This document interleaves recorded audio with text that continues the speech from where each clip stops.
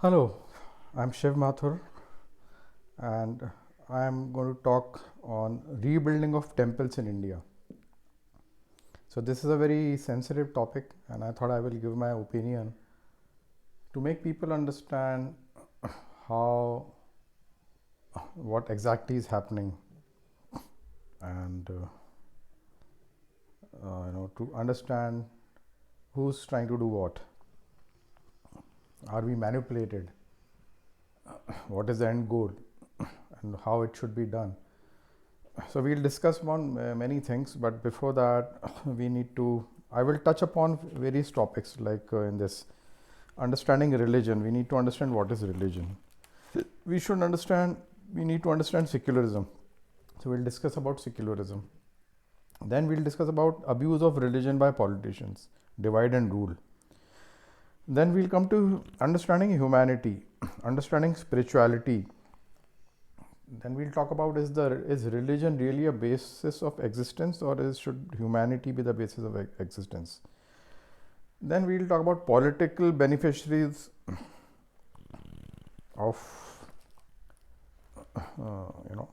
of this religious use. We'll also discuss about Kabir and his teaching. Then we'll talk about Hindu nation, and we'll also talk about teachings of some of the famous yogis like Swami Vivekananda, Maharishi Ramana, Advait. What exactly is religion, we'll understand here, and what is the purpose of human life. So these are various aspects which are all pretty much connected to really understand what exactly and what is Bhakti Yoga, what is Gyan Yoga. So Advait comes in Gyan Yoga and Bhakti Yoga is when we worship, when we chant. So these are various paths for human to liberate, and this is what is the purpose of life, that liberate from the cycle of birth and death. What is the importance of temples or the place of worship? It is for the bhakti, for building trust, the purification of mind and trust, building trust in God. But how is that being used? What was the importance of temple? What is the basis of constructing temples? What was the science behind? Probably we have forgotten a lot many things.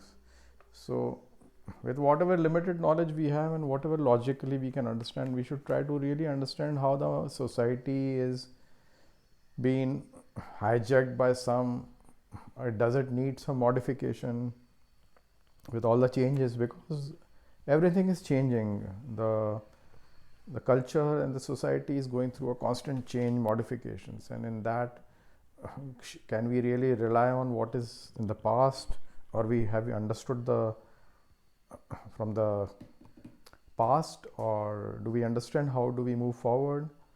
Are leaders giving us the right direction, and do they know how to handle the changes? This all needs to be understood. So I'm not blaming any individual, the politician or religious leader. They probably try to do the best as per their understanding. Maybe they are not fit to do that, so maybe we don't have the right leader. So now, if we don't have the right leader, and that's our destiny, that we are unable to get a right leader, and whoever leads, we have to just have no choice, and we'll go where he or she will take us. So that's another aspect of humanity, human life, that our destiny takes us where we will go, and the destiny and the yuga we are in. So it's a very complex puzzle actually, and nobody will be absolutely right, and we are destined to reach where we are going to reach in the way we are going to reach in a particular era of the world, era we are living in. So we'll always have limitations, we'll always have challenges, but can we make the best of it, and can we find the best path forward? Nothing is perfect, none of the path will be perfect, but can we find the best possible path and then try to see how to cleanse ourselves, correct ourselves to move in the right direction. And do we understand that is the direction right or not? So there are many questions we can have. We can have discussions forever, but I'm trying to give my understanding of this discussion, which will be leading to my understanding of how do we rebuild our temples which were destroyed. Is it right? Is it wrong? So we'll discuss that, but that will be the last end of the discussion. I will come to that, but before that we need to build up a preamble. We need to have a background, understand the background, so that when we talk about rebuilding of temples, we should have some clarity about all these things which our society and the civilization goes through. So understanding of religion, I have actually, this is the first time I am writing down all the topics because this is very complex. So understanding of religion, what is religion? Now if I say what is the need for a religion? Why did religion evolve? How did it emerge? So religion, in my understanding, is a law, because when in a society there are changes happening constantly, there are atrocities, there are challenges. When the evil becomes too much and there are too many atrocities happening, then people start seeking for solutions. They seek for truth, they seek many answers, they are seeking answers, and in this search there will be some wise man who will come up and will be able to integrate the society, provide some solutions, and people will probably agree to that person and start following that person, and probably a religion will emerge, and then later on somebody will say he was God, or you may call avatar of God, somebody may call he's God, or so in Islam, which came 1400 years before, and that came in the area Arab world, which is a desert. So that this particular geography had many challenges which the people who lived there faced. So there were a lot of infighting, a lot of atrocities. So when the religion came, it basically, the law which was created, that religion was created keeping in mind the situation over there. So keeping in mind what was happening, probably it was that religion was more apt for that region. So religion also has a relation with the region also. You can have a religion which will consider many factors, external factors, to live. So similarly, when Christianity came before Islam, I think 2000 years before, so there were challenges in the civilization culture over there, in that geography, the Roman, the Greeks, all that place. And so to overcome those challenges, probably Jesus evolved, and his teachings were probably integrating people, and finally Christianity evolved. Now it's different, that he's God, or he's avatar, or he was a yogi, whatever it is. That is our beliefs. No one knows, nobody has seen, and it really doesn't matter. It's what matters is humanity, that we are humans, we have to live peacefully, happily, with love. So who's the guiding force? Whoever it is. So we follow that, and then Christianity became, and it got spread through, because when a concept is formed, a religion is created, so there is also always a good intention to spread it, because it helps, but somewhere it may not be 100% applicable. And then along with religion, over a period of time, many rituals came up. So rituals also led to fanatism. It also led to aggression from religion. So from everything which gets invented, there are always other side effects. Side effects will be that it will also, whatever gets invented, like any product which gets invented, technology which got developed, like a bomb got made because the technology wasn't made for generating power, but it got utilized to make bombs. So maybe religion also got misused for power hungry people, to divide people. So everything which is made for a good intention also get misutilized. So many negative side effects also came from religion, which we are seeing, which are rather than integrating the society, actually they are actually even dividing the society and trying to control the masses. So religious leaders become greedy, power hungry, fame hungry, and especially with the advent of time, as the religion moved, the modification started happening because of the greed of humans and the negative qualities of human. So religion became an identity, social identity, and it also got abused also, abused by the people who are, I don't know what to call them, but greedy people, power hungry people. So this is the basis of religion, and the basis of this is the origin of religion, and this is understanding of religion. The basis of religion should be humanity. What should be the goal of religion? To establish humanity, to sustain humanity, to make people live happily. That is the basis of religion. The need of religion is not to create a social identity. Now we say, I am Hindu, I am Christian, I am Muslim, I am Buddha, I am Sikh, I am this. But if my question is, are you Hindu or a Christian or a Muslim, or are you a human being? So shouldn't humanity be a religion? And should we all understand humanity and there should be no religion? Now today, why I am saying this, because now we all mixed up. So migrations happened, demographic changes happen. So when demographic changes happen because of imperialism, invasions, and also with the intent with people traveling, and started migrations happened. So migration, invasions, imperialism, colonization, all these things led to mixing of people from different areas, and with that moved their ideologies or the following of a certain religion. So when this happened over a period of time, it became pretty prominent from a very small minority. Now they are like a major influence on the existing culture of that particular land. So with this happening, and with wars, people migrate, move, many reasons for migration, economic issues, social issues, wars. So they lead to migration.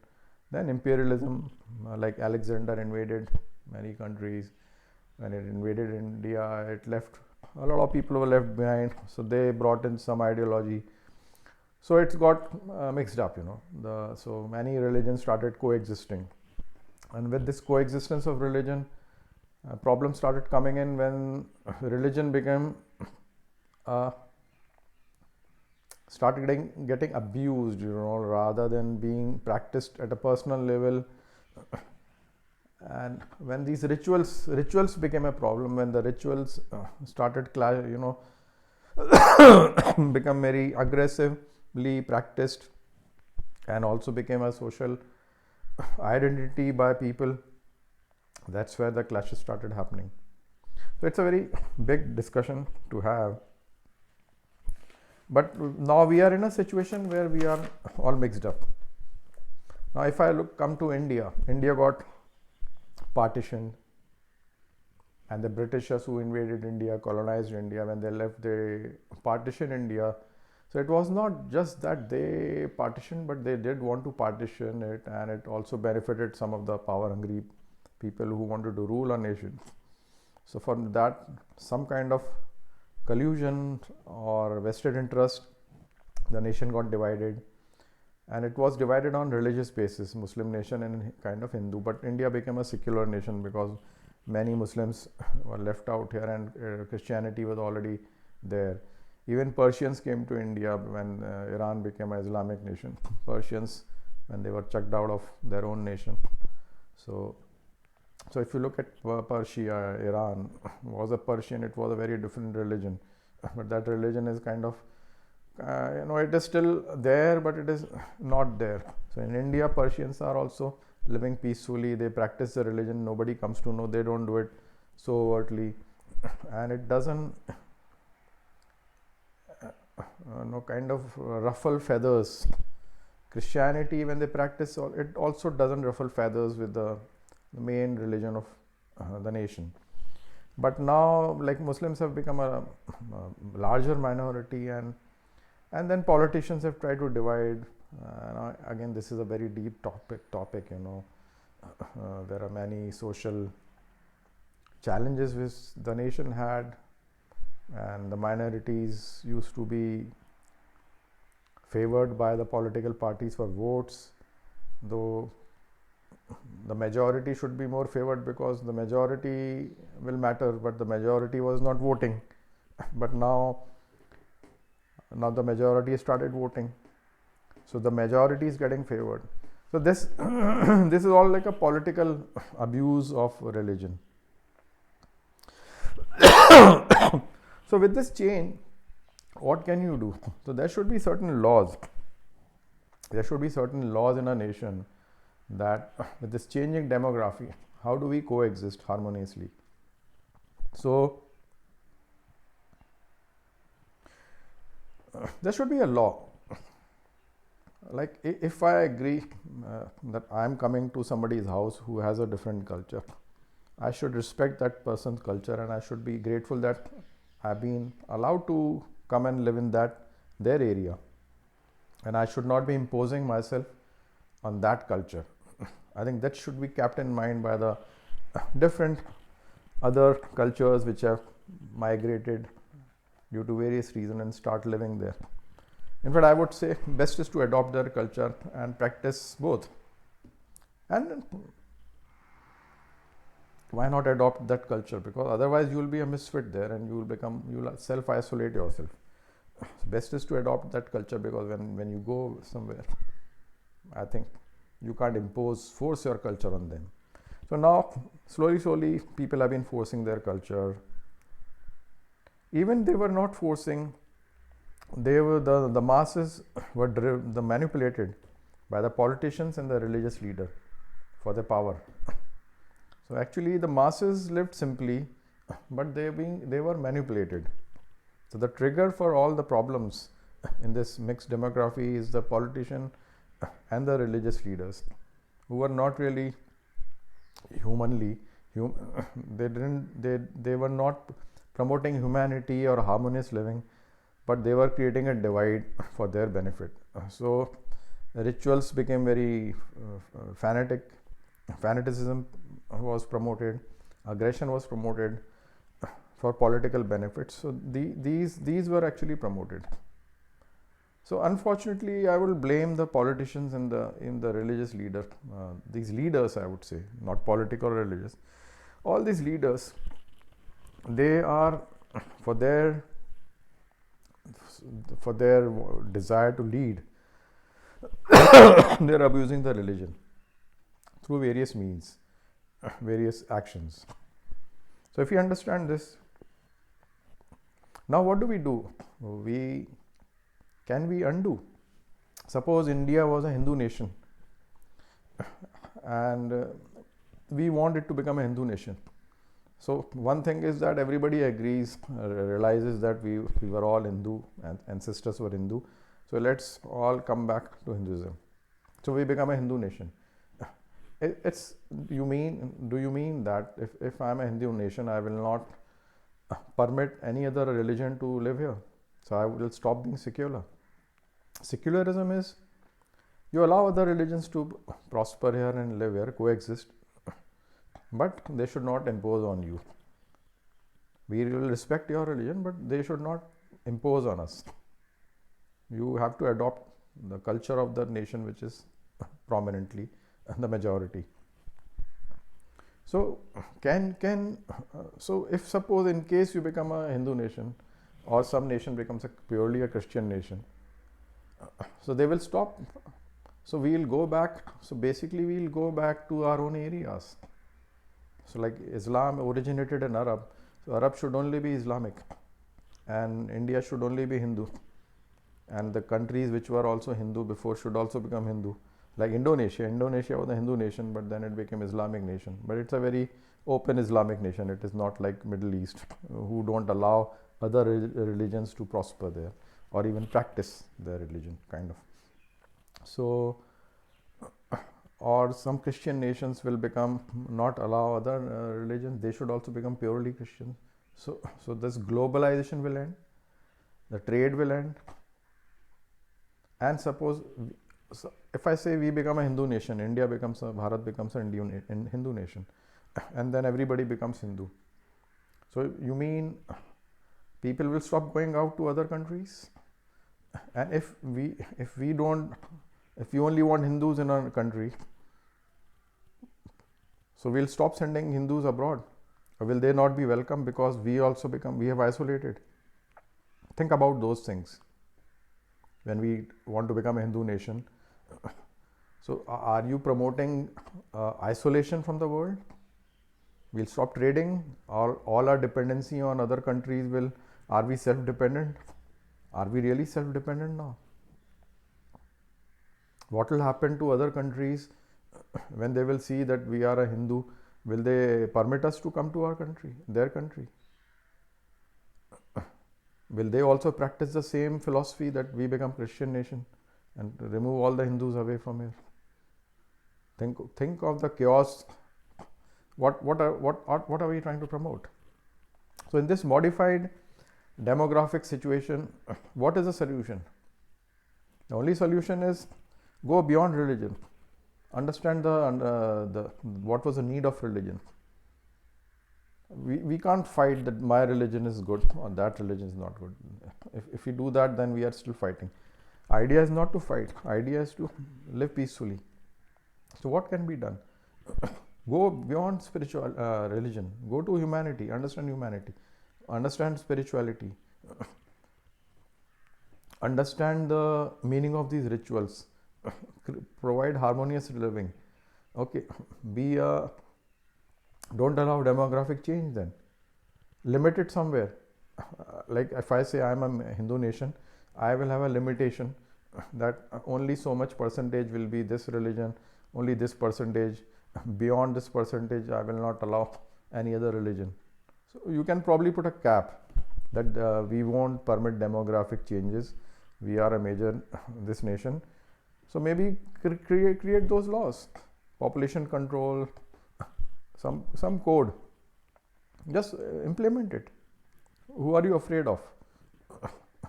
You have to explain to the citizens that this is what is happening, and it is important to implement this, and just implement it. It will be good. And I think every country has a right to implement probably this kind of system. And so that we know that though we go to these countries, and imagine if other country impose a cap that we will not allow Hindus beyond 5%.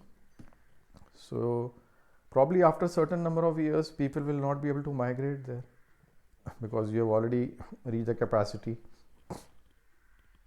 So for population control, what are we doing? So if we have a population balance, if you have a population limit, if you don't allow children like China did, then probably we are keeping the demography under control. Our politicians have not even kept the demography under control. They couldn't even keep population under control. Which politician is worrying about population? There are countries where population is not growing. In Italy, the number of births are reducing drastically. What will happen to that country? But why is that happening? That's another issue. That's a social issue. Like Western world is collapsing. All separated, hardly any families. So many people getting separated. Children not being born. So are they doomed? Now which countries, the countries which have people will eventually flow there. It's like science. valence electrons flow. Wherever there's a gap, they move there, they fill those gaps. That's how the current flows. So we will be like valence electrons from populated countries who will be forced to move, and they'll be forced to take us, and there'll be a demographic change. So some point of time after 40 years, 30 years, they'll become minority in their own country. Will this happen?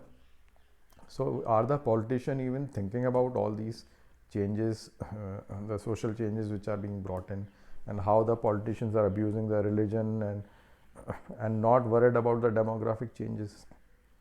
So these are very large issues. So frankly, changes will keep happening.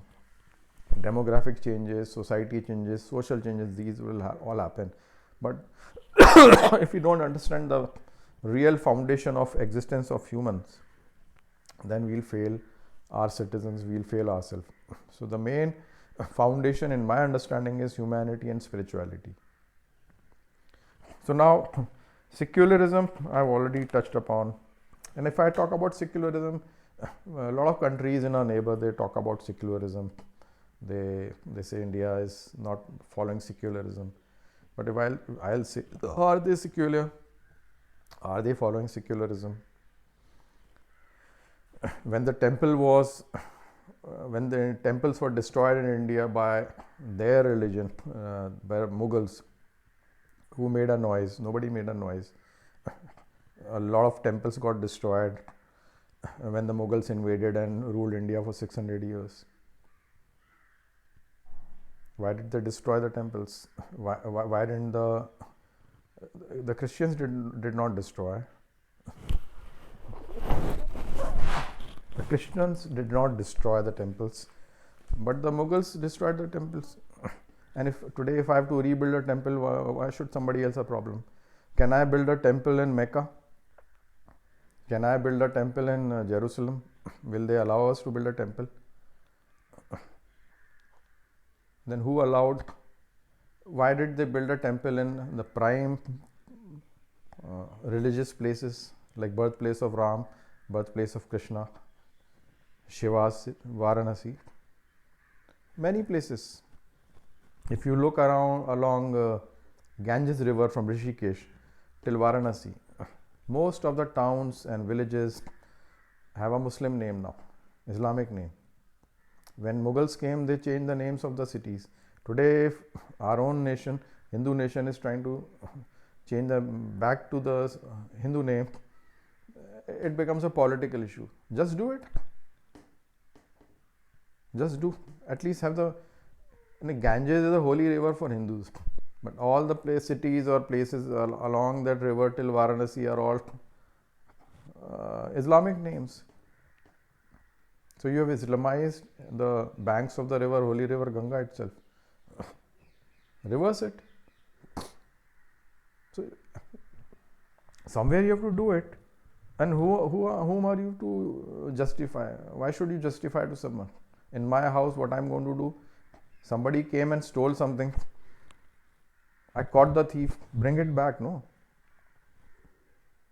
So somebody invaded. We all know they invaded. We know the history. So what is the problem? So abuse of religion by politicians. This is something they want to divide and rule. So they use the religion to divide and rule. So in my understanding, if this temple was built, Ram temple, 92, the mosque was demolished, and there was a big fight. Why did we have to fight? Do it officially. We are struggling to demolish a mosque which is built in the birthplace of our gods, avatars, Vishnu avatars, Krishna Bhagwan, Ram Bhagwan. They were all avatars of Lord Vishnu, and that's a Hindu, in a Hindu nation, Hindu mythology, Hindu scriptures, philosophy, and our religion. At least we are struggling to even do that. It should be done by the politician immediately. Why do we have to go to court? You think in other countries, if the temple is there, will they go to a court? They will simply destroy it. If suppose we invaded some country in the Middle East, Arab country, Or suppose Jerusalem, we went and built a temple, and there are no Hindus living there, in fact, because none of those countries are secular. And even if there are Hindus, they'll be so minority that nobody will even hear them out. So who will build a temple there? So we never invaded. We got invaded. India got invaded and ruled for 800 years by outsiders. So what's wrong if we want to rebuild ourselves? Do it. It should not be, politicians should not be making a big issue out of it. They should go and do it straight away. Who's to be justified? If they have to arrest some opposition leader, they just do it. Even the opposition leaders go to court, but they have arrested them. They've done it. The politicians in power have done what they want to do. And this is not justified also. But what is justified? We are going to court, getting documentary proof. Whom are we trying to prove?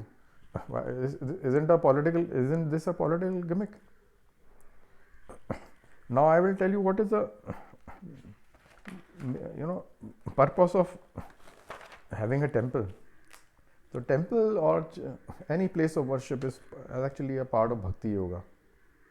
And then I will talk about Advaita philosophy. Bhakti Yoga it builds your trust in the God. Bhakti Yoga purifies your mind. So by going to temple or place of worship, we kind of surrender and we accept Almighty, Supreme Paramatma, Supreme Lord, existence of Supreme Lord, and we surrender and we seek blessings, we seek direction from them. So we go with a different mind, with a very positive mind, and we try to purify ourselves. So that's the purpose of Bhakti Yoga. And temples also had a lot of scientific meaning. I think we have forgotten why the temples were really built. So we now only see those temples as a ritualistic place, but we don't see the scientific significance of those temples. There were many scientific significance of the temple, and they were built with a lot of scientific a lot of science behind it. Even the construction of the temple, the place, and everything was a science. I think I'm clueless about it, but this much I know, there was a science behind this. The way those temples were carved and made was a science behind it. There's a lot of precision in that. Now I'll talk about Advaita. So the next thing is, after you do Bhakti Yoga and you purify, your mind opens up, you really have to understand the purpose of life, to understand who you are, what is humanity, who's God, how to experience God, what is consciousness. That is the ultimate. Are we consciousness? So if you look at Swami Vivekananda, Maharishi Ramana, they all preached Advaita. Swami Vivekananda, they all taught Vedanta, and ultimately what Vivekananda told, I went to Advaita Ashram in Mayavati near Champawat in Uttarakhand. Swami Vivekananda said, finally I would love that people should understand that we are consciousness and there is no ritual needed. So in Advaita Ashram there is no worship, nothing is worship, there is no chanting, nothing. You just live there and connect to the consciousness. It's all about being aware of your being as a consciousness. It's not about these rituals. So he expected that the world will rise above these rituals and these worshipping and all that, and understand who they are. That's the final purpose. So temples are also a community place for community. I would say that people do seva, sangat. Ultimate, what is the aim? Aim is to understand what we are. So that's the ultimate aim. Now again I will say, who is preventing us from rebuilding the temple? So why don't we quickly go? Now I'll touch upon Kabir also. Kabir, we are talking about religion, we are talking about humanity, we are talking about spirituality, we are talking about temple, we are talking about demographic change. It's very important to discuss Kabir here. What do you understand about Kabir? What was he teaching? Was he teaching rituals? Was he teaching worshipping? Was he teaching religion? What was he teaching? I said about Swami Vivekananda. or Maharishi Ramana. But look at Kabir, he was direct. He was completely exposing the fakeness about the religion and spirituality which is pervading now. He was directly hitting you, trying to awaken you and make you realize that you are consciousness. He was trying to make you realize that there's only one God. So why we take such a complicated path? Why don't we understand there is only one God? And he was exposing the abusers of religion. So if you understand this, you will understand a lot of things. And in my opinion, I would definitely feel that temple should be rebuilt. If we have another religion in our country, they want to build their place of worship, they can always find a place of worship. But building a place of worship by demolishing existing place of worship of some other religion is not the correct thing. So if that has been done in the past, and especially places which are of huge religious importance, then that should be reconstructed.